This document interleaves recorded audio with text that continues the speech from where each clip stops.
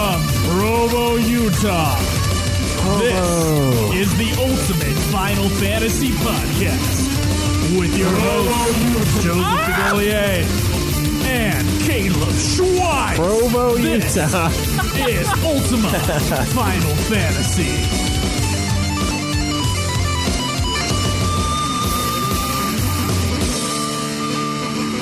Oh, welcome to another episode of Ultima Final Fantasy. The first season, or the first new season. Yes, the Ultimate Season 2. I didn't change the Final jingles. Fantasy I'm sorry, podcast. guys. I had no time. Yeah, there wasn't enough time to do any sort of change, because obviously only one of us is musically talented, and that one was too busy. Yep. And actually, Sorry, you know guys. what? Even if I was musically talented, I don't think I could have had time this week. I'm sorry. And pretty busy. So anyway, how with this new season comes a new Final Fantasy, and we've already beaten it in all of its 2 to 3 hour glory. I was under the impression, although I'm sure I was told the truth, I was under the impression that the game was 4 hours long, and then at 2:05 I beat it. So, damn, I think that was wrong. Yeah, I think my final was like 3. I went to the developer's room though and fought everything in there. So I thought I explored everything, but I guess I didn't, because I hit no developer's room. yeah, it's kind of this cool little area where you just fight the developers of the game. I remember Final Fantasy IV had the same thing, I believe. I remember we talked about it, but I don't think either of us found it as well, unless it was After Years that had it. I remember there was another game that we mentioned a while back in the show that had a developer's room, but I ran across it and it was pretty fun. I don't know, it was solid. So, is it just like the fights that you get in have to do with the developers, or what? Yeah, they're like they're developers of the game, and you fight them, and then some of them give you items, and then they like say, "Hey, how's it going? I'm glad you're playing our game." And there's just like cheesy stuff that goes on. And one of the fights actually takes forever against the I think it's like the manager or something like that. His name is it's like the manager or something intense, and he's just this zombie dude, and you have to fight him forever. He's just relentless. Lack of sleep. Yeah. Okay. It's pretty clever. I don't know. It was a lot of fun. I mean, you obviously finished it as well, and I think you started After Years, didn't you? I did already start After Years. So have you not started After Years yet? Nope, I have not. Oh, that is too bad. Yeah? I wanted to review this before starting something else so that I didn't possibly mix anything up, though the premise of After Years is pretty... It's different. Yeah, it's their children that were being born in Interlude, so I don't think I would have. Yeah, it seems pretty separate, but I don't know, so cool. I mean, how far in are you? How far into After Years did you get to? Like 2 hours in. Oh, okay. I'm playing Cecil right now. Yeah, I think it's broken up into like different chunks. It was Cecil's son, and then it switched over to Cecil right now. Oh, okay. Is he an old man? Or does he look the same? I just don't have his little image next to his dialogue in mind right now. I can't. Oh, okay. So you're not sure. I know he's older. Well, yes. At the very least. His son is being born at the beginning, or no, the tail end of Interlude. The beginning and the tail end really are about the same thing when it comes to Interlude, but yeah, I don't know. That's cool. I'm excited to get back to it. I found a lot of good music that I remembered from 4. That's true. The music from 4, I do remember right now. I'm going into the complete edition again, which is what I played Final Fantasy 4 on. Right. And I'm just remembering just how smooth and wonderful that the complete edition is. I mean, it plays just like Final Fantasy 4. Yeah, I'm sure it does. I obviously played the PlayStation 1 port, so this is infinitely better thus far. I mean, the translation's really well done. The graphics are smoothed out, and yeah, I don't know, the combat's really cool too, and like the animations for spells and stuff, they're fucking awesome. It's fucking sweet. I think it's the best version of 4. Yeah, I really do. I mean, we haven't played the 3DS remake, but I've played with it. I haven't actually played it, no. Yeah, do you have it on Steam or something? No, I don't. Oh, okay. Caleb's copy. Oh, that's right, Caleb's copy of the game. And Dylan's copy when he first got it. So, like, I'm familiar with it, but I'm not that big of a fan of the 3D remakes of the 2D games. Yeah, neither am I. We're kind of on the same page with that. But the 2D remakes of the 2D games... stellar. 100%, yeah. Yeah. Just the complete edition is fantastic. So mostly you've been playing Star Wars Battlefront, haven't you? Yeah, I have. I played a lot of that. Been getting really into it, and you gonna be reviewing that for Nude Clan? I think so. At some point. I want to do it with Cameron because him and I have been playing it the most, but he doesn't actually own the game, so I'm kind of playing it a lot now, and then at some point we'll end up reviewing it. Okay. Well, if you guys want to know more about that, you can go to iTunes now. Yeah, Nude Clan is on iTunes. Our new show, Nude Clan, that's 2 words, nude as in naked, and then clan as in a clan. Yes, a group. Clan with a C, by the way. Yes, please. We don't want the K clans in here. That is now on iTunes, so if you can go on there, subscribe, listen to our episodes that we have up, rate it, review it. That would be fantastic. Yeah, no, it's a pretty fun show, so I'm excited. And I know a lot of people on the forums a few people have expressed their concern for like the layout, and they don't want it to be pure Nude Clan. And I mean, as of right now, we've been adding a lot of content. We want all of our shows to be available from the site, but Ultima is the biggest show. Nude Clan is like nothing currently because it's brand new. Currently, yes. I mean, it has a broader potential base, but it's also more difficult to get that base built because of how broad it is. Ultima Final Fantasy, it's more of a niche, and we have a big audience for that. So the site's going to be Ultima Final Fantasy's site. Most of the content's going to be UFF. Well, here's what's going to happen. It's still ultimafinalfantasy.com, and it will always be ultimafinalfantasy.com, but it might be a redirect at some point. So you'll type in ultimafinalfantasy.com, and it'll take you to whatever we decide that our main site's going to be. And what we're going to try to do is we're going to keep, Ultima Final Fantasy the way it is. Yes. And that's going to be the base site. So still go to Ultima Final Fantasy. All your shit's going to still be there. The forums have expanded, though, to include Nude Clan, to include the Godzilla podcast and other podcasts you can find on iTunes or wherever you get your podcasts, except for Stitcher, because fuck Stitcher, and Super Sexy Swinging Fan Fiction, of course. Right, yeah. So, I mean, the idea is just to have all of our shows in one area, right, and that way you can access it from any computer. It doesn't give you any sort of kickback from typing in Nude Clan. I mean, that's not cool. And neither is Super Sexy Swinging Fan Fiction. I'm sure that'll throw up some red flags. Sexies. Yeah, it's not that bad. Red flags would be, but with sexy. I don't know. Maybe if you're like one of our teacher friends that have like a 4th, 5th grade class, and you're typing in sexy. The firewalls at the that might at cause the elementary problems, schools might be a little rough. Yeah, so I mean, don't worry about it, guys. But it's still we're still got a lot of work to do, and there's a lot of things we want to do to kind of keep them separate. Yeah, we want to have like different sections of the site, and we already have one for Ultima Final Fantasy. It's not 100% built yet, but it's pretty close. And we'll be working on others for the rest of the shows that we have. For the rest of my life. Yeah. That's what it feels like. Some other plugs, though. YouTube.com/Ultima Final Fantasy. Twitter. It's at UFF Podcast. It's normally me. Joe checks it sometimes too, but that's true. And you can find me exclusively at Joseph DeGoldier. That's DeGolyer. You can go to Facebook.com/Ultima Final Fantasy, I do believe. Yes. Patreon. You can support us on Patreon. $1 a month gives you the episodes as soon as we're done recording them, which is usually about a day early. Yeah. It's pretty solid, and you guys get any access to any new deals that we're coming out with, new songs, jingles, anything like that. And you can also find me sometimes streaming Diablo. Kaleb streaming the Final Fantasy games on Twitch. That's twitch.tv/Ultima Final Fantasy. And, shall we get to Interlude? Yeah, let's talk about some Interlude. Okay.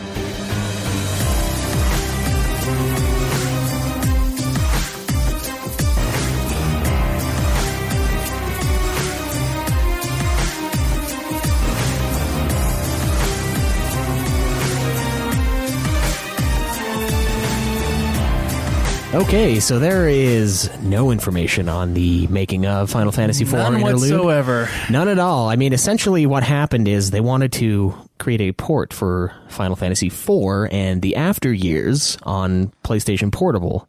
And in 2011, they did that, but they also threw in this added little feature, Final Fantasy IV Interlude. Well, let's think about that. If if you're going to sell a game that you've sold 1 million times on 1 million other systems, Yeah. and some people are hacking their PlayStation portables just to put old games on, You got to make it new. you know, right? you have to add something, not just the After Years, which is available on the Wii, which is of course True. the biggest console of the last generation, right? Was the Right, yeah, was the it Wii. was the Wii by far. So, like, how do you sell 2 games that you've sold before that most people have already? Well, Who want it anyway? let me tell you. You create a 3-hour-ish 2 hour. added feature that connects Final Fantasy IV with Final Fantasy IV The After Years. So essentially, yes, I mean, it's a 3D updated sprite version, same format as the Final Fantasy IV complete. The battle system is the same. The characters are the same. And the storyline's a little bit different. And obviously because it connects the 2 games. And you can play these independently of each other, which is really nice because I didn't play Final Fantasy IV. And in a lot of cases, when you have added content like this, most games make you beat the game and then you unlock the added content, which I was worried about at first. I was like, dude, I'm not going to be able to play this. Like, I'm going to have to go through 4 and do that. But thankfully, they made it available for whoever. So, are there people out there you think that have no idea what FF4 The After Years is? There might be. I don't know. It's not. It's received mixed reviews. This is what I know about The After Years. It was an episodic release of a sequel to Final Fantasy IV. Right, and they released it on the... It's based on the kids of the characters in Final Fantasy IV. Right, it's and I think it was released on smartphones. It was a mobile game at first, is what I was reading up today. Well, what I knew about it was when it was coming out on Wii. Okay. So yeah, the Wii port. I don't know. We'll have to look into that when we get to After Years. That's true, yeah, which shouldn't be too far away. No, it's not. It's not going to be that long. So the story takes place about a year after the demise of Zeromus. You know, the bad guy that you didn't know was a bad guy until the very end of Final Fantasy IV. Bad guyception, bad guy. And Cecil has a dream where Rydia enters a crystal chamber, and we hear a random voice that says, "Finally, it has a new form." And then right before we find out who that is, Cecil gets woken up by Rosa. They then head over to Damsian. How do you say that word? Damsian. I say Damsian. Yeah, I don't know, dude. I've fucked up on. I don't even know how to say it. I've called it Damasian, but I realized right, looking at the word that is not how you say it. I say Damsian. Damsian, maybe. Yeah. In celebration of the castle's reconstruction because it was wrecked before. We then cut to Rydia, who is readying to leave the Fey March. And that's the weird little, really awesome looking area where her people hang out, the summoners. It's got the multi-tiered and it moves around. It looks fucking awesome. That place was confusing in FF4 and it was confusing in Interlude. I love the way it looks, dude. Especially on the PS1 port because it looks old. Everything about that game is like, until you get there and it's like, oh, dude, they did some cool shit with the visuals here. So anyway, you... I'd second that, yeah. All right, so yeah, we see her and you end up gathering your shit and getting out. And then once Cecil gets to the celebration in Damsian, he meets up with Palamporm, Yang, and a few other people who we don't really give a shit about. During the celebration, a guard shows up and informs Yang that some of his monk brethren have been attacked on Mount Hobbs. Yang, of course... Good old Mount Hobbs. Yeah, Yang, being the honorable man he is, immediately goes forth to help his fellow monks. And Cecil and Rosa, obviously, will jump in and join him because they're friends of, overcome death, even in Yang's case. And, you go up there and you fight a giant bomb monster. And the monks then tell you that they are on their way to Damsian to inform Yang that his wife, Sheila, is about to go into labor. Look at that, Sheila. All right. We need Crocodile Hunter to return, but there's no way. No, it's not going to happen. Unfortunately, unless... So yeah, this is where it really starts to... Unless we find the key to bringing back people from death. Yeah. This is the first part in the game where you do a battle, I think, right? You only really go out and fight in a couple spots. Yeah, I mean, when you go to the to Mount Hobbs, you run into random encounters, and then you fight on Mount Hobbs. And then this is the first boss fight. And I was confused whether or not going into this game I was going to be like level 1 or something. Yeah. But you are actually like level 35. Yeah, you start off basically where you should have been at the end of Final Fantasy IV, is as far as I can tell. It's a little lower. I was level 70. Oh, yeah, well, you left the game on to fight itself. The levels, and it was like level 35. I don't think level 35 was high enough for the fucking moon. It might not have been. I can't remember where I got to. Probably in the 50s. It's weird because in one game you got Final Fantasy III where my guys are like level 54, but I am way more powerful than I ever need to be in that game. But then Final Fantasy IV comes in, I'm probably 60s. So yeah, you're a little under level, but I was kind of surprised at that too, and I thought that was interesting that it would start you out, further along to where you don't really need character progression. None of the random encounters are really difficult. No, I just used Yang's kick move and just killed them all in one shot. Yeah, I did that over and over again. And there's not a single difference between the FF4 battle system and the... No, which is great. I mean, Interlude. FF4's got a fantastic battle system, so it's great. So once you return to Fabul and you witness the birth of Yang's child, Ursula, which is a horrid name. Cecil is appointed... I think Disney's ruined us with that name. I know, probably. Cecil is appointed godfather, and they meet up with Sid. Rosa and Cecil prepare to accompany the party to the sealed cave, but Rosa falls ill. Why don't you go to Rosa? Why didn't you come to me first? Yeah, and stays behind. We then head to the underworld and enter the sealed cave where you find Rydia collapsed in front of the dark crystal. She's suffering from amnesia and doesn't really remember how she got there. That poor Rydia. She always goes through shit, doesn't she? Yeah, well, that's okay. Always passed out. Always like people are burned before her eyes. Yeah, her village is destroyed. Rydia's had a rough time. She gets the blunt end of the stick like every time. And anyway, so they head to the Tower of Babel, which has oddly begun to glow. And then this is where, well, a little bit before this, we jump to Edge, and we see him making his way through the cave that leads to the Tower of Babel. Yeah. And Edge is massively OP in this. He's by himself. He's bigger and better than Cecil. Oh, yeah, he's a monster in this fucking game. But admittedly, it's because they put him in solo, and he had to be able to sustain himself against enemies. Yeah, there you go. That's what But he's been practicing, and Cecil's been getting kind of fat this year. He's just chilling. So anyway, once you reach the tower, you encounter elemental monsters who, upon defeat, grant the power of the Eidolons to Rydia, who somehow, doesn't have them anymore. I don't remember if that's something. So with the elemental monsters, I remember those were pretty easy guys to kill. Yeah, they weren't tough. Except for maybe Titan. Titan was a little difficult. But then, of course, you fight him again. No, yeah, I don't think you fought them the first time.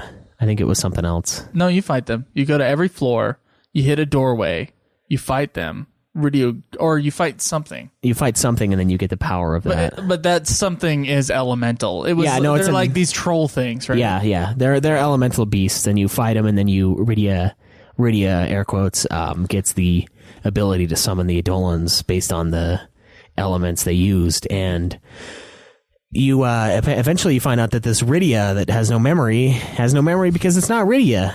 Dun dun. And she turns around and attacks the party, and she actually summons the Eidolons that you just barely helped the bitch gather. And when the imposter summons Bahamut, the real Rydia arrives and brings Bahamut to his senses, allowing the group to defeat the woman. She vanishes before the party can deliver the killing blow, and then we see a cutscene where she announces to yet another unknown entity that the Eidolon system is complete. And then just vanishes. That's the last we see of her. So the Rydia fight, or the fake Rydia fight, that was against the summons, and I remember 3 of the summons being pretty easy. And then Titan killing me. Oh, really? Yeah. I almost died to Titan. His Quake move was brutal. Like that, I was like, come on, I haven't saved forever. No. You can't do this to me. That was the thing. Yeah. That was the thing that was killing me. He was a little rough. Like it was a lot of AoE damage, and it was pretty substantial to everybody. There was also a demon door.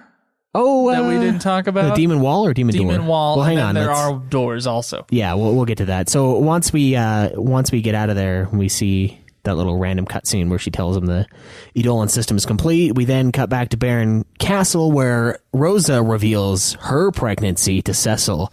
Everyone's pumped. They all want to pick a name.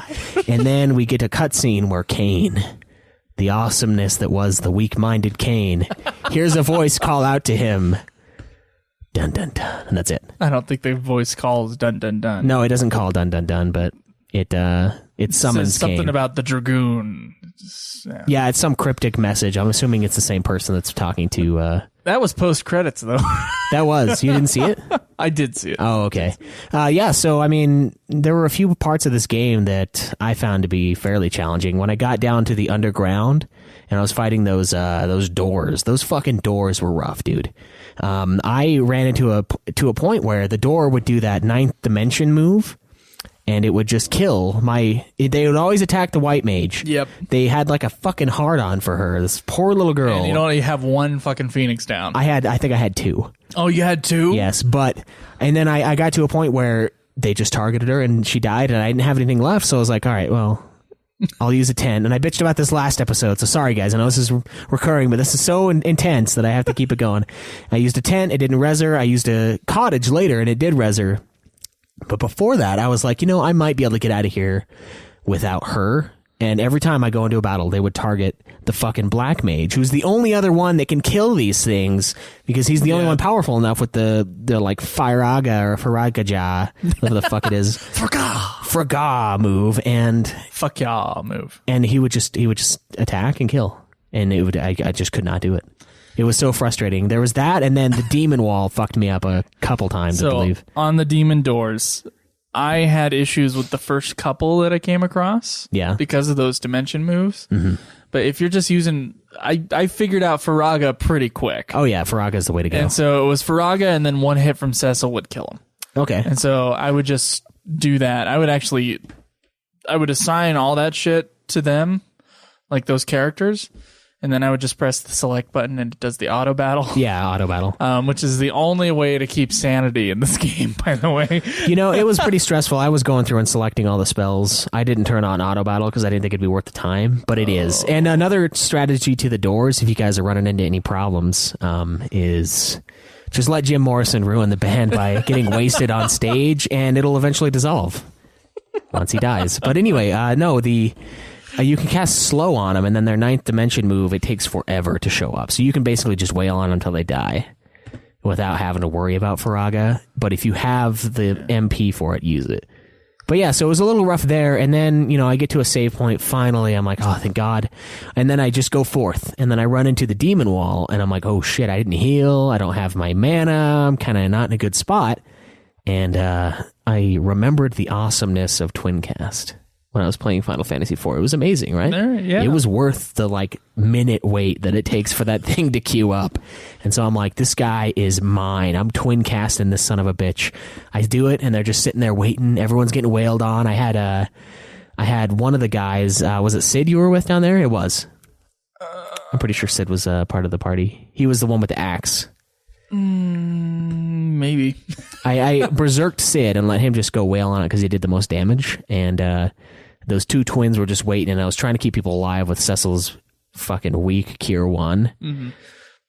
Finally get down to the line, and I get the twin cast ability, and it's Comet, and I'm like, yes, this is gonna be sweet. And it does it literally did maybe 100 damage. I was like, no, fucking no. And then Faraga's doing 4,000. Oh, it was 6,000 to 7,000 against the wall. It was his weakness. But no, yeah, and I was like, fuck that. So I died. Did my mana, used the 10, came back in, and then I was able to beat him the second time. But Demon Wall was difficult, as he's supposed to be. Yeah. Every single time you run across him in a Final Fantasy, because he's not only a timed battle, he's also usually full of status effects, and he's rough. And insta-kill. At least it's not 12's insta-kill, though, where it just crushes the party. It just one-on-one, just fucking insta-pounds.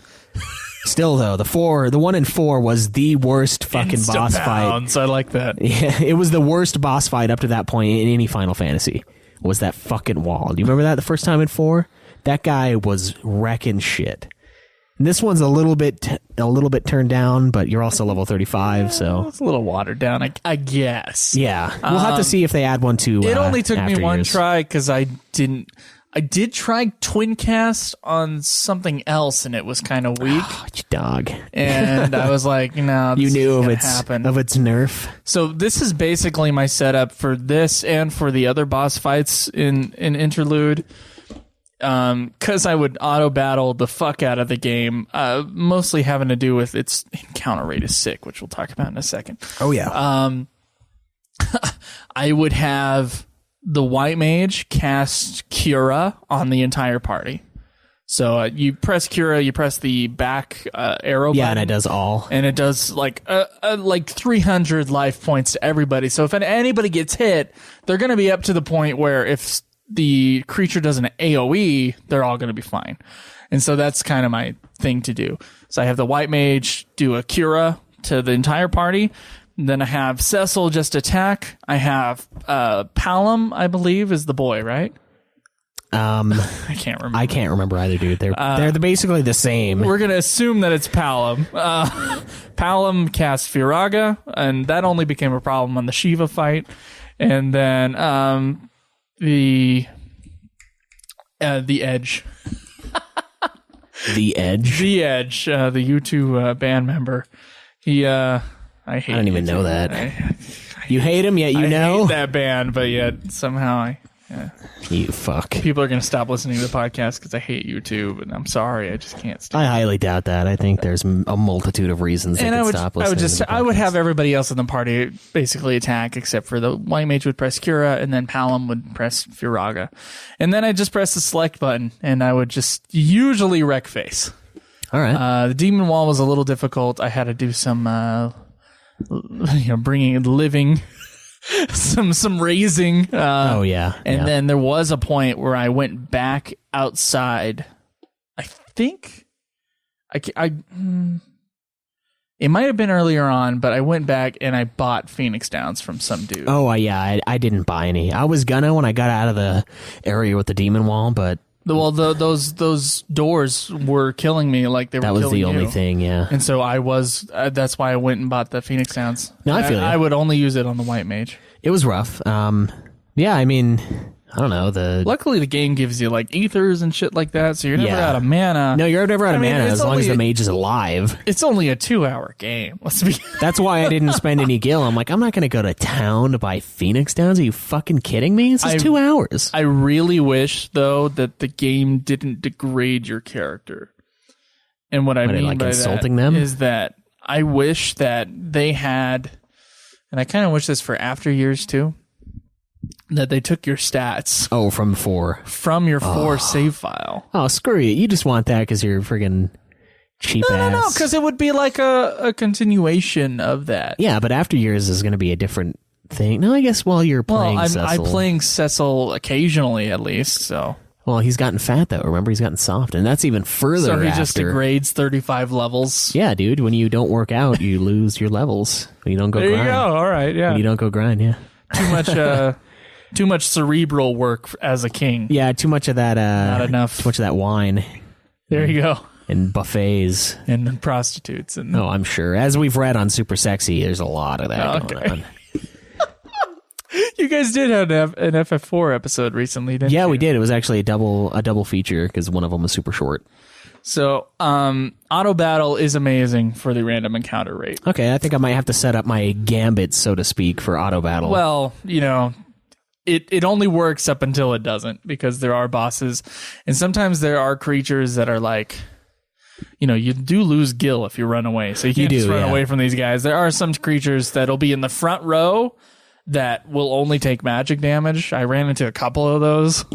And so you have to turn off auto battle for those and then fight them. What's ridiculous is that you need an auto battle. And that was ridiculous to me on the other FF4 also.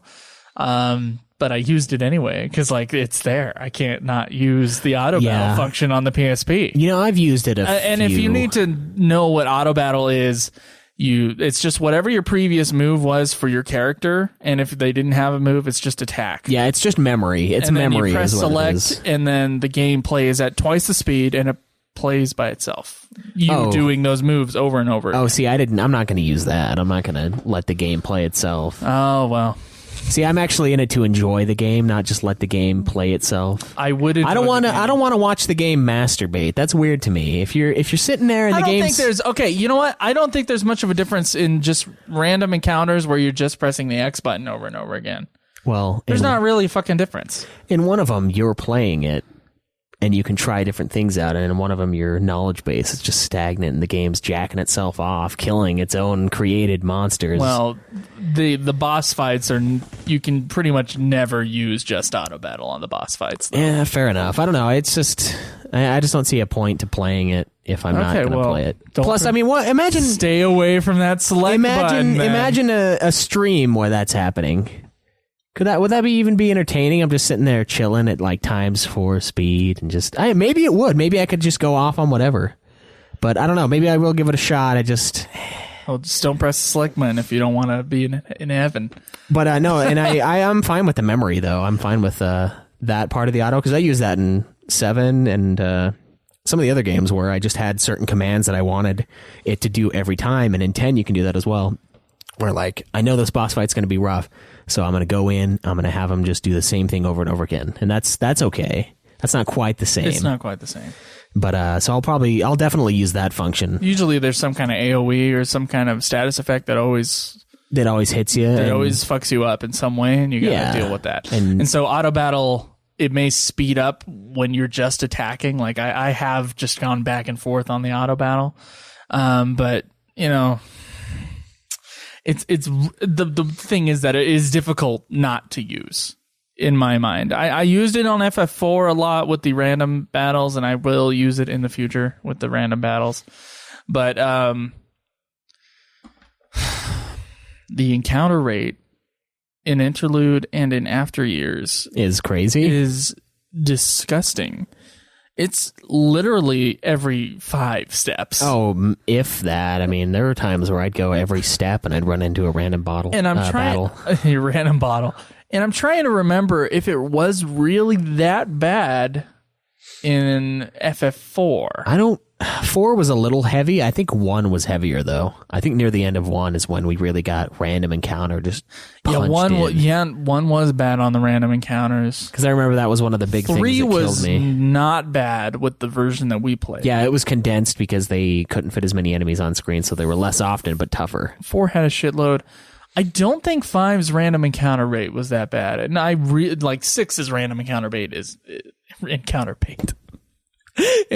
rate is not bad at all. So FF4 is kind of like, for that Super NES stuff, from my memory, I guess it is the worst of them, but I'm not.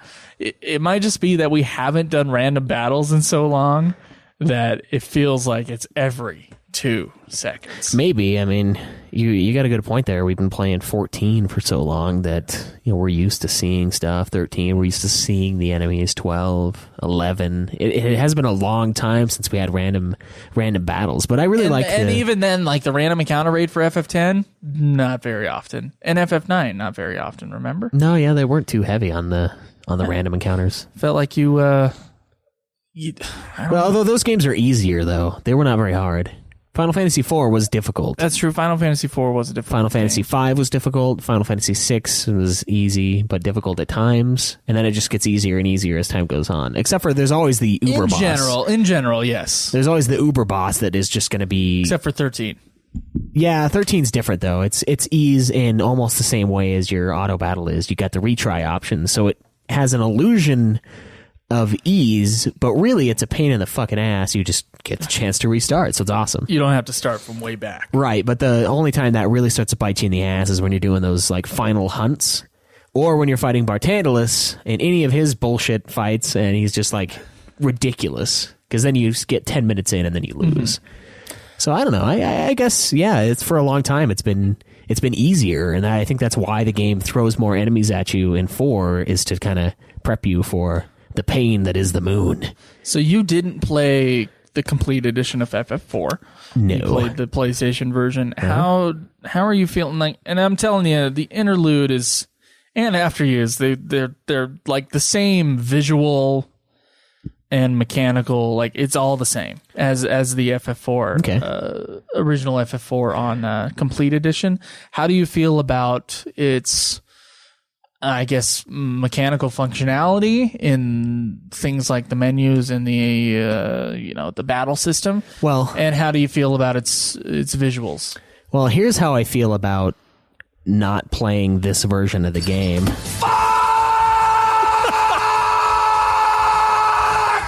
What did I tell you? But I kind of like, I don't know, I had we all played the different edition of FF4. We did. Caleb played the Game Boy one or That's the right. whatever the fuck, DS one, I think. Yeah. And I played the PlayStation 1 version, and then Joe played this one. I really do wish I would have played this one. The visuals are spot on. Everything's smoothed out. It just looks really good. It's quicker. The translation isn't all fucked up. There's not like lowercase words starting out the thing. Like, it seemed like some fucking temp agency did the translation for this shit on the PlayStation. Like, there was literally like found potion and the F would be like lowercase. I'm like, the fuck, man? Like, you can't throw that in. Like, it was all sorts of weird. It just looked odd. I would like to say, though, I did say Ted Woolsey was the guy in charge of the FF4 translation, and that's incorrect. No, yeah, I actually looked into it, and he didn't get on until 6. Well, he was on for 5, but 5 was never released. Yeah, he'd never localized until way later. And that wasn't his So thing. now I feel like an idiot calling him a spoony bard over Twitter. Yeah. But, he's like, fuck you, that wasn't me. But he did have some awesome lines, though. Ted Woolsey only has like 100 Twitter followers for some odd reason. And that's probably why, because he's not He spoony needs bard. more. You shouldn't No, he's pretty awesome. He did a lot of great stuff. But no, yeah, and the translation, everything is pretty spot on for this version. And the animations, like the spell animations are awesome, and even the little battle screen is even intense. Like a boss fight, you get like this little crack in the screen, and then it just like falls away. It's fucking sweet. It's like a slowed down version of Tens. It's cool looking, and I don't know. I just really wish I would have played it on this version before. Although I'm glad I got the separate experience, but I wonder if that dampened it in my mind just because of the quick. Oh, let's throw it out with the fucking Chrono or whatever the one. Chrono Trigger. Is that the one that 4 came on with? That's the one that 4 came on with the PlayStation. It's called Final Fantasy. Fuck, what is that disc called? Oh, you have it somewhere? I didn't realize you had it. Schweiss is going through his Final Fantasy games. Chrono Trigger, yeah. Well, what's the disc called? Final Fantasy Chronicles. Okay, so it was with Chrono Trigger, and it's called Final Fantasy Chronicles. Yeah, So somehow Chrono Trigger's a chronicle of Final Fantasy. Yeah, I don't know. I mean, it's came around the same time, I think, is what they did it. But yeah, I mean, I have all 9 of the first ones, except for 3 on PlayStation 1. Chrono Trigger, we did this for one of our Final Fantasy games, making ofs. I think Chrono Trigger was either going to be, I know it was going to be the next Final Fantasy game. I can't remember if it was going to be FF5 or FF6. I don't know. I think it was 6, actually. Oh, wait, because FF5, some of its stuff came from it. No, that was FF4. Never mind. Because FF4, they were going to have another NES Final Fantasy game. And with the Super NES, they just decided to scrap that project and take some of the ideas from that game and then make that into FF4. Okay, so it does make sense for it to Chrono be Trigger, with 4. I think, was probably proposed for Final Fantasy VI, and then they decided to make something different out of it. Oh, okay, well, either way, that's what's included. And unfortunately, that version of Chrono Trigger is also a bad port, from what I've heard. Like, the translation's shitty. And I basically bought this collection for no reason, because I'm not going to play it. No, you played it. You played it already. So you got your money back. I played one game, yes, but I will play Chrono. I don't think I'm going to platinum, so to speak, Chrono, though, because there's like 16 different endings. That's not going to happen, but yeah, you know, I do fully support the complete edition of this game. I think it looks great. And I would even go with even a blind download of the Steam version. Even the DS remake, I'd probably say, is better than the PlayStation 1.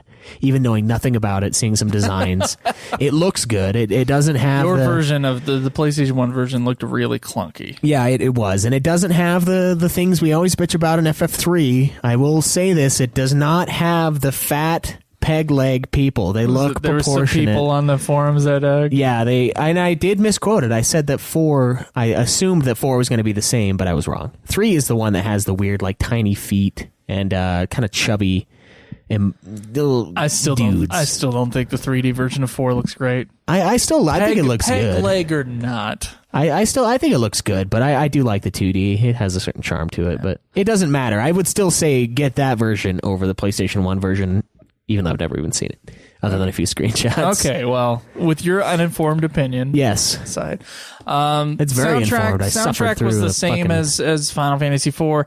They do have different mixes, though, and you can go into the menu and change whether or not it's the original. Oh, that's cool. 8-bit soundtrack or it's the updated soundtrack, which is exactly the same, just like a little better quality, slightly different instrumentation. Oh, okay. The music was great. I mean, it was a lot of fun going back to some of those earlier pieces that we haven't heard for a long time. You know, it's very nostalgic. The underground theme, the underworld theme. I thought that one's always been one of my favorites in that game, and everything was just spot on as far as the music goes. I thought it was pretty good. So Interlude's great if you've played FF4. Yeah. You could just sit down for an afternoon and beat it. I mean, it took us 2 weeks for some reason. Well, it didn't really take us 2 weeks. We've been doing other stuff, but it's literally a day. I would kind of recommend it if you have it. I wouldn't buy the complete edition just to play this, though. There's no way. Right. All right. Well, I think we got time for some questions at least. I think we can answer a couple. Okay.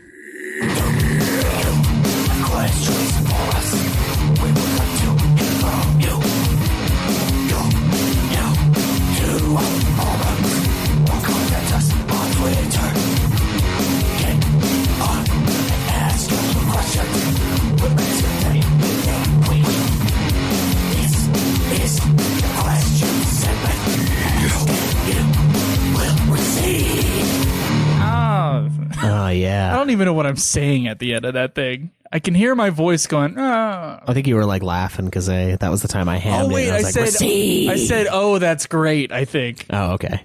Well, what's also great. Oh, that's great.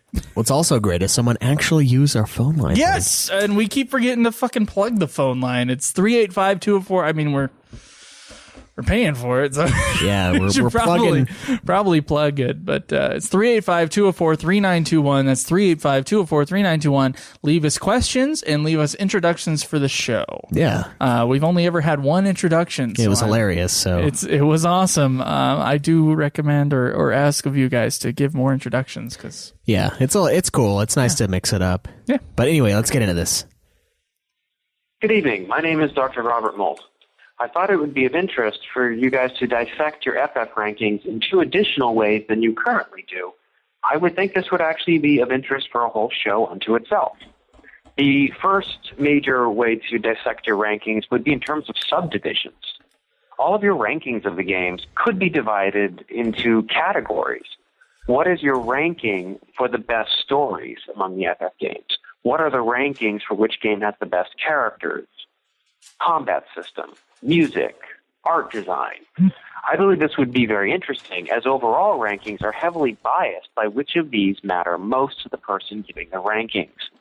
For example, my overall ranking of the games personally is 7, 8 or 10, tie, 12, 4, 6, 9, 5, 1. But that's because for me, the stories and characters matter disproportionately. Titus annoys me a lot as a character, such that FF8 is actually competitive with FF10. They both have similar plot problems to me. FF6, commonly considered one of the best, is not so great to me because 50% of the game follows no real story. After the amazingly touching scene of Soleil's in the World of Ruin, there is no real story. Each individual character has a mini subplot, and there's a lot of side questing. But I can't really say that anything happens in the World of Ruin other than you find your characters and you kill Kefka, who, by the way, has no motive other than being an insane clown. But if you ask me about gameplay, meaning mostly the combat system, my ranking would be 6 or 9 tie. 7, 10, 4, 12, 5, 8, 1. Now the games near the bottom of my list are near the top. 6 is unmatched in giving you a real incentive to use all the characters in combat in places like the Phoenix Cave, and none of them are bad. The method by which skills are obtained in FF9 through the armor and weapons is strategic in that you can not necessarily learn you can't use all of the abilities because there's a limit of the number of gemstones of each character that you can assign. By contrast, FF8 is now near the bottom of my list because it has a terrible combat system for all of the reasons Spoonie has so very eloquently discussed on the internet. Yeah, that's very true. The other variable that I would be curious to have you guys dissect in terms of your overall rankings would be the magnitude of the gaps between the games. So, for example, I think I FF7 gotta do that, but in overall rankings is disproportionately hugely better than all the other FF games. It's way above the others to me. 8, 10, 12, and 4 are all really close. I really struggle with putting each of those on top of each other because they're pretty competitive. I would be curious to know how all of your rankings change in light of these two variables. Thank you so much for the wonderful podcast you do. You inspire me to want to do my own podcast about plot and story of FF games. Thank you. You know what? Thanks, Robert. That is such an amazing question. I think we should do an episode on it. You think so? I do, because I feel like it was such a well-rounded question, a well-organized, a very in-depth question that I feel like it's almost a discussion point. No, it is. Maybe we should go back and look at our rankings, and I mean, we kind of did that on the last episode, but it's different. It's different what he's asking us to do, like rank them on gameplay and rank them on story. Right. Look at the gaps, as he said, between the FF games in terms of quality. I would like to do that as an episode, so I'm going to postpone answering any of them. Yeah, that one, I actually listened to that about a week ago. Why didn't you tell me? And I've never heard this message before. I kind of felt the same way. I mean, there's a lot of content there that we can delve into, and it's questions like that are just like, yeah, that's worthy of an entire episode. I agree. So yeah, we'll get back to that, Robert. Let's do that. Let's do that next week. That's a great question, though. Why not? There's a lot of depth that goes into that, and we'll have to dissect it piece by piece and throw together B list and C list rankings to all of our games for those various reasons. But we probably won't play the thing on the podcast again. So there's the question. Yes, we'll talk about it, I think, next week. All right, I could be down for that. Okay. All right, let's get into another question here. This one is from Batman. The topic is: you're on a deserted island with one FF game. Okay, if you were going to be stranded, TV and console, of course, and a generator with tons of gas. God, you're making it too much. All right, so if you were going to be stranded on a desert island and could only have one FF game, TV and console, of course. See, he had it. He's got his bases covered. Still no electricity, but we'll let it slide. Is there internet? What game would you like to have with you? Oh, that's a good point. Do you go with a game that has a large amount of content like FF12, or do you stick with one of your all-time favorites and play it over and over? What would you take, Joe? I think non-MMOs, I say. See, yeah, you can't have if internet. It's an MMO, It's either 11 or 14. I don't think I'd be on that island anymore. I'd be like, I'd be on the chat going, help! Guys, I'm stranded. Yeah, no. And they'd be like, shut up, troll. You're not stranded. Yeah, I'm fucking serious. But you have a PlayStation 2 with the hard drive, and the only internet connection you have is through FF11. Oh, that'd be Luckily, you have an account. Yes. And your credit card has yet to be declined with the months you've been trapped on the island. You got a pretty good max on the credit card. Okay, so MMOs aside, which one would you be most interested in being stranded with? Just you have all the time in the world to play. Well, admittedly, I'd be working out, doing all sorts of other awesome stuff, and becoming a god tier swimmer. Here's what you would actually be doing instead of playing FF. You would probably be gathering food and water. True. But then I guess at night with your TV, electricity, and why not? Yeah. Yeah. Jeez, dude, that's a hard one. What FF game would I really willing to play for months on end? My choices would be either FF 5 because I'd want to explore every job and play around with every single combination of the job class. Even then, I think that's about 40 hours of gameplay. I don't think it's that few. I did everything in FF5 except for level up everybody. No, the jobs, they take a lot, though. To get our guild toss, we had to do like 300 battles. If we're talking every ability for every character, we're talking a lot of time. That's a lot of grinding, though. But it would be fun to explore the different combinations within the jobs. So I think that's why I would say 5. 12 has a lot of shit to do. Has so much stuff, yeah. You could fill out the beast area. You could go do all the side quests, get all the chops, get all the hunts. You know, we're talking 130 plus hours. FF10's the same way, but the minigames in 10 are atrocious, so you wouldn't want to fucking spend that much time. I think I would... yeah, F10's minigames were a little better. I would have 10. I think I like the story in 10, I think, the most. And yeah. Maybe after so many times of replaying a game, I'd rather have cutscenes than reading to do. I'm trying to think of on the 6th month of being out there. Okay. Playing the game for the 12th time or whatever. True, yeah. That you got to have something that you're willing to just keep going with. But then again, 12 does have so much shit you can do. Yeah. It took me 130 hours, and I didn't actually do everything. There's still a few items that I don't have. Worm Hero Blade, the fishing minigame, I didn't touch. Non-MMOs, there's so much stuff in FF12 I didn't even touch as far as like equipment and shit. I'm going with FF12. All right. Yeah. I'll go with FF5, I think. Only maybe 9 though. 9 would be fun to go through and try to speed run to get Excalibur. Okay. Okay, so 5, 9, or 12. I'm torn on those 3. They're equal. I'd probably have to say 9 or 12 though, because the grinding in 5 would be monotonous after a while, and I don't know how much of that I could truly handle. And 12 does have a lot of shit in it. Plus, the Worm Hero Blade is hilarious. It like makes little delete noises. Like I'm going to go ahead and go with the most content. Okay. Yeah. 13 has a lot of content as well, but even then, I don't think it's quite as much. Yeah, but 13 is kind of a slug through some of it. So true. At the beginning, it's just like... yeah. I mean, 12 is just so massive in comparison to the other non-MMO. Yeah, you could do like games. a playthrough of not using airships. You just walk. Yeah, there you go. I've actually thought of playing Final Fantasy 7 and 10 while walking instead of sprinting. Like you hold X in 10, so you go all slow. That would... Oh. You know, if you have months on end, I mean, fuck it. Like, how can I waste my time? Speed run without run. You know. I mean, I guess I could try to get out of here, but I think I'll play a Final Fantasy game. Yeah, all right. At an extra slow pace. Yeah, let's see how long I can drag it out. Yeah. All right, that's kind of a cool question, but... That's crazy. Yeah, FF12 for me. All right, fair enough. What did... Oh, okay, you already clicked away, but...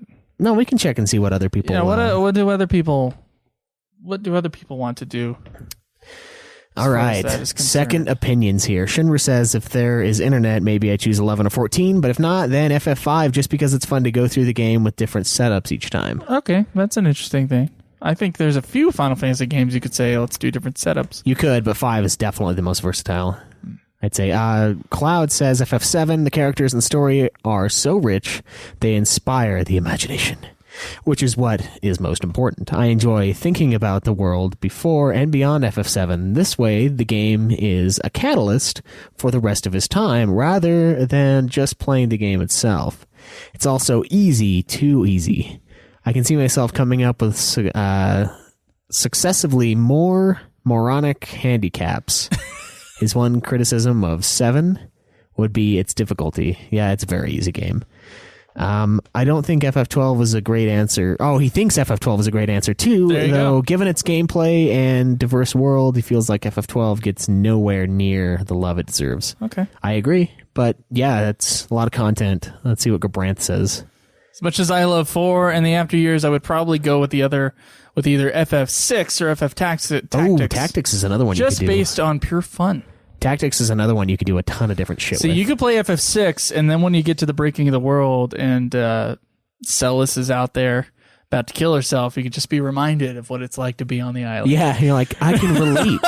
You would relate on a It's very like, deep and personal I level. should go find a cliff. Yeah. Only this time I will die. No, you just wake up on the beach like, oh, fuck. God damn it. All right, so Chica says... I would like to... Okay, you know what? I want to comment on Cloud's thing, the message that they left. I assume it's Cloud. It is.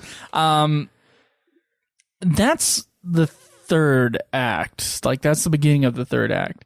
You got your first act, which kind of sets your heroes out on the journey. Second act is the up and downs of the journey, ending with the ending, the destruction of the world. The destruction of the world, Yeah. and then your heroes will then bring themselves up to go fight the guy. Yeah. And that's just the third act. And all the third, like, yeah, there isn't that much story because the story was in the second act. The third act is them going to fight the dude. Yeah. So they got to just do preparation, then go. In regards to that, I have zero problem with how 6 ended. Yeah, I had problems the first time I played the game of 6 where I thought, yeah, it did drop off with story. But this time around, I'm like, oh, it's not actually midway through the game. It's like 2/3 through the game. So in a way, it actually follows the 3-act structure. That and it's kind of, you're picking up the pieces of the destruction to then go overcome the main enemy, which is in the act structure of storytelling. So it's not a big deal. I mean, it does technically fall off as far as content is concerned, but it serves itself well. Yeah, I was okay with it. I was okay with it. All right. Sorry, what was the next one? Chica says FF10-2, lots of story and missions to complete. I don't know about the story part. It's fun to play, and maxing out everyone's dress spheres would take I think a that bit. song would drive you fucking insane. Probably. What can I do for you? You can find me food and shelter. Yeah. Maybe some fresh water. Also, she's a beast at sphere break and could easily sink oodles of time. But he thinks Shinra makes a good point. With the online ones, you could at least interact with other people. Well, but, yeah, and then try to get off the right, island. and get off the fucking island. Because people would respond to that. Let's see. Grenital says that he's in the same mindset as Chica. He would pick 10-2 for the art style, lovely ladies, dress spheres, and most importantly, Blitzball. Endless hours of Blitzball. You know, if they fixed Blitzball, I would actually be okay with it. If it was like playing NBA Live or NBA Jam, or especially NBA Jam or like Street, it's just like this vicious fucking crushing each other, blood coming out, you like KO the characters, it'd be fun. In all honesty, The reason why it's not fun is because it's a 3D orb in a 2D plane and you can break the game. The stats, it's too RPG-esque. It needs to be more action-based. Okay. And I think it'd be fun. I stick by my FF12. Yeah? Yeah. I think so too. I stick by 9 or 12. Okay. All right. And We got our one. last question? One more here. This is from Cloud as well. What leveling system do you like best? Oh, shit. FF1, gain a level, strength goes up, magic. The stats go up. Oh, stats go up, magic independent of levels. FF4, gain a level, stats go up, magic goes up. 5, gain a level, stats go up, earn job points. 6, gain a level, stats go up, magic goes. 1, 4, and 6 have basically the same, and 5 is a job class. Okay, that's true. Okay. 7, blah, blah, blah, like 1, 8, seed Test test. your seed level. True, that's basically the only thing that gets better. Oh, that's great. Yada yada. He explains the rest of them. Which do you like most, Joe? My favorite level up system? Yeah. You know, each game does it based on the game that it's in, and it always seems like it's like in place. Yeah. I don't like equipment stuff like with the license board with FF12 or anything like that, or leveling up equipment or just changing equipment. What about equipment in 9? I actually think equipment at 9 is almost the way to go, but 9's system is pretty close to FF6's system. No, it is. 9 is just an advancement of 6's, I would think say. FF9, along with FF10, except I don't really like you can screw yourself over by putting the wrong things on a weapon. For what one? You know, where you had like the different things you could put on your weapons. You know, if you want to do like massive damage with your weapons, yeah, you can do some brain farty type stuff In 9? In 10. What are you talking about in 10? Where you put the abilities on the weapons You don't do that in 10. or on the armor. Yes, you do. Oh, no. Oh, you're talking not on the... No, you can do it on certain weapons. Yeah, but you can buy husk weapons. I like finding weapons and then finding the right ones for the characters. So I don't like that kind of section. I know you like all that shit.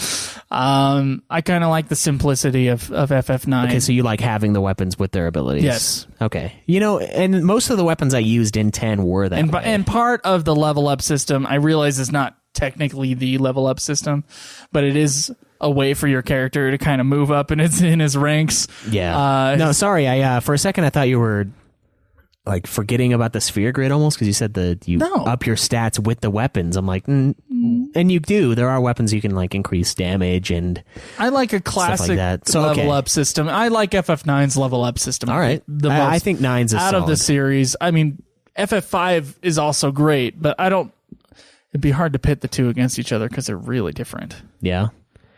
Well, see, on the other hand, I do enjoy the FF12 stuff. I do enjoy having multiple ways to level up. I like having a stat increase and then also the ability to go on the license board and increase my strength even more.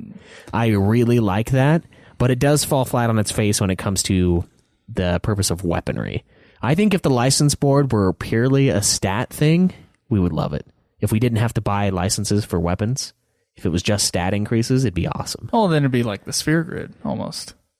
Yeah, it essentially would be the sphere grid. And there's not really that much wrong with the sphere grid, except the fact that you can break it later on and just become shell characters. Everyone's the same. My problem, and it's a small problem, and I think it works for the game that it's in. Yeah. Those games that it's in, because the game's kind of built around that's whatever system it is that he lists off a whole bunch of systems here. I think the games are built around whatever that system is, and thus, it feels right. It usually feels right, unless it's FF3 with its fucking switcheroo on the battle shit. True. Or just completely broken like 8s. Yeah, or broken like 8s. It feels right for those things. It feels right for those things, but I don't like leveling up in FF12 and it being such a tiny, almost forgettable stat boost. Yeah, I don't know about that. Your weapons and your armor have so much more to do with the damage that you're doing and are able to take than the leveling up. That bugged me in FF12. Oh, okay. So you don't like the pen and paper RPG style, which is what Diablo and FF12 are. Because if you remember Diablo's more simple about it. Yeah, but it's very similar in that regards to the stats based on your weaponry. I don't know. I kind of like both, and that's why I think I'm gonna go with FF12. I want the levels to matter. They do. You gain a couple levels. Every 10 levels matters in FF12. I was able to one level up, you don't feel it. Like I was able to feel it in the area that you're in. I was able to get out of areas. I like an area that was literally kicking my shit. I would level up twice, and I'd be able to get through just fine. Of course, I knew where I was putting the license points as well, so I was adding more on top of it. Maybe that was part of it, but I don't know. I think after playing through 12 multiple times, I think that's the one I would like to go with. But it's really close to 5. Okay. I think FF5 is fantastic too. All so right, 9 and I respect. We're blowing those 3 games today. Like every question's like, oh yeah, 9, 12, 5. Okay. Well, I think that's going to be it for questions. I think that's going to be it for today's episode. Since it was a review, I think we're going to forego some of the other segments. Yeah, the reviews and stuff. But it was a short review, so we added some questions at the end, at the very least. Yeah, kind of getting back into it. It's been a little while since we've had question answering with the Final Fantasy 14 forever. Yeah, that's true. That's true. The UFF podcast awards and stuff. So I'm excited for next week's though. I'm excited to answer all that guy's questions. Oh yeah, I'm gonna have to really sit down and dissect it and think one about by one. It, like the list is so important. The rankings are so important. But I agree. There's a lot of for people like me and you. I think like there's something about lists and rankings that's just like it's appealing. So exciting. I don't know. It's hot. I don't know what it's crazy. How else to describe it. And I realize it like doesn't actually mean a thing. No, but at the end of the day, it really doesn't. But I mean, it does start a conversation. No, it does, and it gives meaning behind why we rank things the way we do. I mean, we put all of those things into account, and that's when we're throwing these games in this difficult lineup of best to worst. Why is it best? Why is it worst? Yeah, and this you guys will actually get to hear it next time. So here's a reminder, guys. Go check out, if you like Godzilla, you got to check out the Godzilla podcast. That's wherever you get your podcasts. It's going to be there. And then also, I've got a erotic fan fiction podcast. It's a lot of fun. We just read most of the time horrid. You make fun of erotic fan No, fiction. we make fun of it, yeah. Here. I don't know. You get a taste for it after a while. Oh, that's interesting. I'm kidding. I don't actually. It's kind of, I mean, we are critiquing it, though. We're like, oh, this is solid for this reason. Yeah, it sucked here. But we got that, and then we also have our 4-man gaming podcast. That's Nude Clan. It's a lot of fun. We go over a lot of stuff, and I actually really enjoy doing that show. Yeah, I think it's going to be hard to catch this show up, but I think Nude Clan is a solid show. Yeah, it's great. And we're going to be recording that here in a little bit. So We are. And eventually we're going to start live streaming that too, but we'll let you guys know when the time comes. Yeah. Oh, and by the way, you can find this show being live streamed on Twitch, twitch.tv/Ultima Final Fantasy every Saturday. We try to start around 12 p.m. Mountain Standard Time. So whatever that is for wherever your neck of the woods is. You can go to youtube.com/Ultima Final Fantasy and find us there. Twitter @UFF Podcast, and you can find me @Joseph DeGolier. That's Josephdegolyer. Check us out on Facebook. It's just facebook.com/Ultima Final Fantasy. Donate some of those hard-earned dollars on Patreon, and we'll make it worth your while. It's just search us at Ultima Final Fantasy there. All this equipment that we're using right now was paid for by not all Patreon, except for the microphones. The most expensive aspect of it, no. The mixer actually might have been close. I think it actually was more. But it was more than a single microphone. Yes, that was paid for. All of the new site stuff, all the fun stuff that we do. I think we need to get a new table. Yeah? Yeah. This table's rickety. I'm not sure if the audience can hear this. Yeah, tell us if you can hear it. That's our question from us to you. Can you hear my table in the episodes? Because I move around a lot and it's like squeak. Yeah. Squeak. It's weird. But yeah, no, there's all sorts of stuff that we're trying to upgrade, and that all helps out. And then all the awards we do. And we don't pocket any of the Patreon money. No, sadly. But we've agreed not to. You can find our channel on YouTube as well. It's youtube.com/Ultima Final Fantasy. I'll upload as many of the videos that Twitch will let me, because they're fuckers and they have all these fucking errors when I export, and I had to do it like a million times. So you might be able to see some of my Let's Plays on YouTube. You might not. It just kind of depends. All right, so ultimafinalfantasy.com, join our forums. Yes. It's awesome. And as always, until next time, you guys, enjoy the grind. This has been another production of Ultima Final Fantasy, the Ultimate Final Fantasy Podcast. The show was produced by Joseph DeGolier and Caleb Schweiss, with music and editing by Joseph DeGolier, parodies and clips from their respective authors, of course. You can get all of our episodes as well as our Let's Plays at ultimafinalfantasy.com. You can also contact us on Twitter @UFF Podcast, as well as our contact page on our website. Be sure to subscribe and review our podcast. Your reviews may get read on the show, and look forward to the next episode of Ultima Final Fantasy, the Ultimate Final Fantasy Podcast.